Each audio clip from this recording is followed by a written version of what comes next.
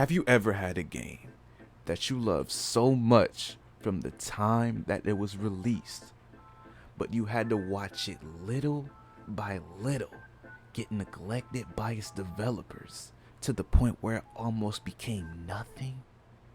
Don't say you haven't, because if you play any of the new Halo, I got some news for you, buddy. Skater XL is a sandbox skateboarding game that I enjoyed and even stuck beside dearly since before its official release. As a kid, I enjoyed the EA Skate series, and I even somewhat got wrapped into skateboard culture, so when I heard about this game, I knew I had to try it out. But for the past 2 years, since this game's official release, the developers have been playing with mine and all of its fan base's emotions. Longtime players of this game are revolting against the developers for lackluster support on the game and little to no communication with the fans. But how could this happen? How could a skateboarding game that at one point was on track to be the best skateboarding simulator of this generation flop harder than a fish fresh out of water? It's a shame I gotta make this video, man, because Skater XL was one of my favorite games of all time. But the way 𝐕𝘔𝘕 Studios treat this game with little to no communication with the fans, it's on the verge of dying. Plus, its competitor game Session is about to officially release on all platforms, and many people are about to switch over and focus on this skating game due to it having more content on release than Skater XL has right now. We're going to dissect a little bit of Skater XL's history, and we're going to pinpoint key moments where 𝐕𝘔𝘕 Studios went wrong and why Skater XL could possibly turn into a dead game.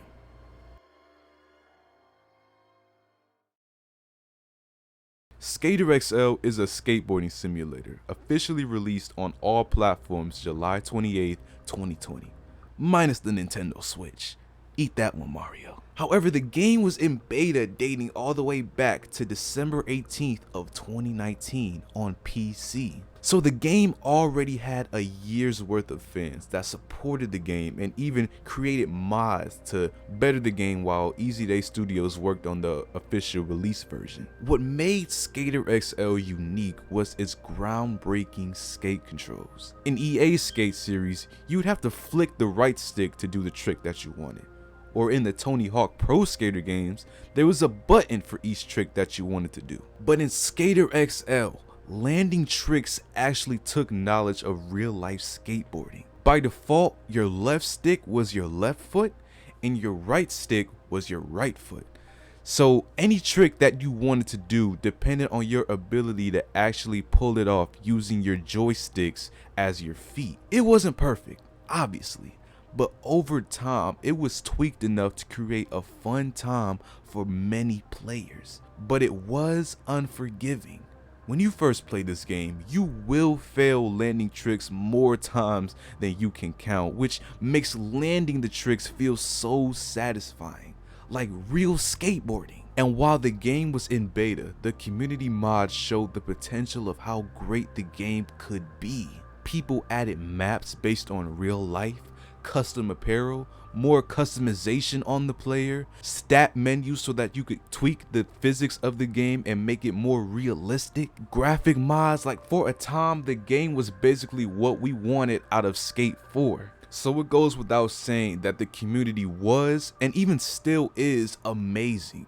What they've been able to do with this game while it was in beta up until now is some of the most creative things that I've ever seen in gaming. One of the coolest things that I liked about this game is that there were people that created their own brands inside the game. So like, you could get sponsored to ride for their Skater XL company, you know, inside the game, like how skaters can in real life. I'm not gonna lie though, man, I tried to get sponsored by a brand, bro. Simple aesthetics, man. Why you eager me in 2020, bro? I just wanted to ride for your company. But needless to say, when the game was about to officially release, hopes and expectations were high because people knew the heights that the game could possibly reach just based on the mods alone. Until it released. So July 28th, 2020. release day for PS4, Xbox, and PC, with a hefty price of $39.99. I say hefty because for that price, you think you were getting a full game with a full skate experience. I mean, 40 bones is a lot. Plus, you gotta take into account when the game was in beta, it was only $20. So, you know, that's kind of snooze you lose type thing. But what did we get in its official release? 8 maps. 3 of which were created by people in the community, so the devs decided to add them into the official game. Player customization was stale. We only got 3 skin tones with set face presets, so for both genders you couldn't even change the face. However, the clothes were decent enough. They had a good amount of real life brands that you had the ability to choose from. There was no difficulty editor or stat menu, so the OG players that were used to the mods that allowed them to play the game with more realism had to deal with the floaty feel of the base game's gravity, which made it feel too easy to play. And besides the free play that you get in the game, the only other mode that you get is a challenge mode where you follow a lower opacity version of yourself and do the same trick being done in front of you. But once you finish all of those challenges, it's nothing. It's just a sandbox, which I'm not completely mad at. You know, this is a skateboarding simulator, so if that's how it's going to be, at least not lack in the other areas that, you know, I've already mentioned. But even with all these setbacks, you would expect at the least the ability to play multiplayer. I mean, for a sandbox game like this, that's damn near required, right? There was no multiplayer. There's no way out of this one. All of this for $40. You could see how people could have felt about this game. But no, it was positive. It was just the release, and people like myself gave 𝘕𝘕 Studios the benefit of the doubt and hoped that it would just get better over future updates. So that's what happened. The players waited and more mods were created on PC. The community was back thriving. Everyone was content.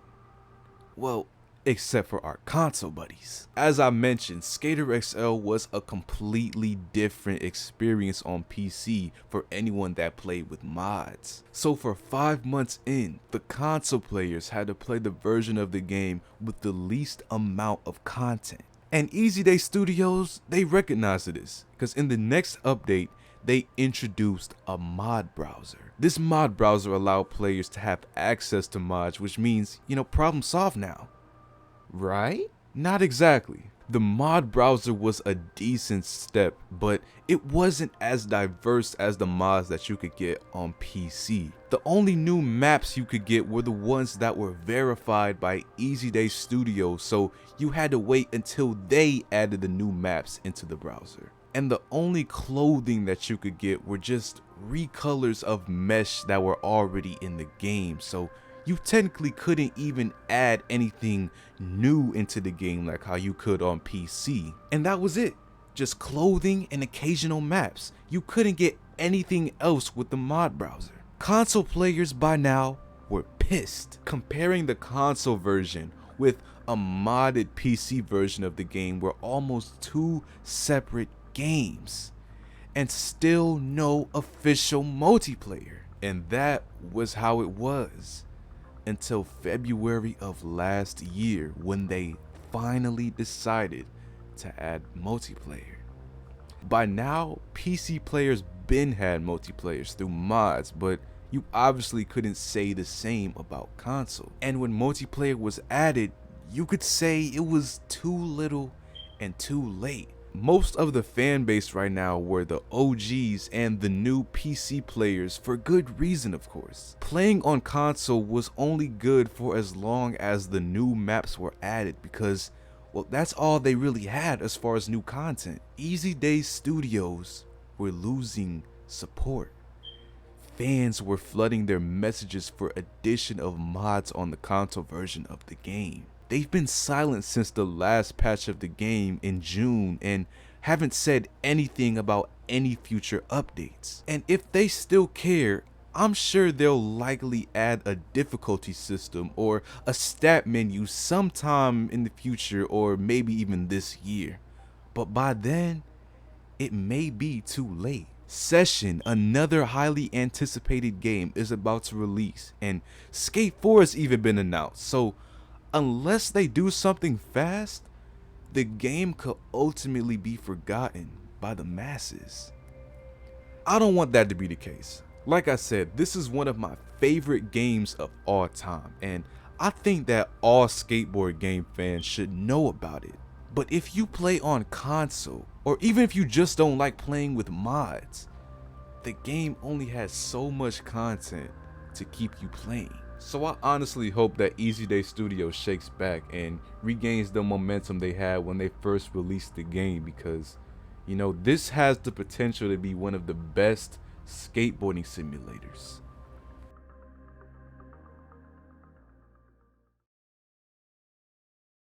But let me know what you guys think about Skater XL, man. Like, what do you think about their decision making over the course of the last 2 years? If you enjoyed this video though, make sure you leave a like, subscribe if you haven't already, and I'll see you on the next one.